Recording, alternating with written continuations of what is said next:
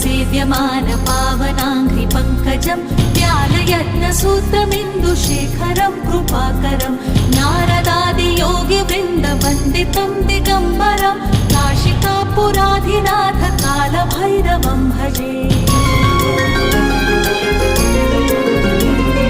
भानुकोटिभास्वरं भवाब्धितारकं परं नीलकण्ठमीप्सितार्थदायकं त्रिलोचनं कालकालमम्बुजाक्षमक्षशूलमक्षरं काशिकापुराधिनाथ कालभैरवं भजे।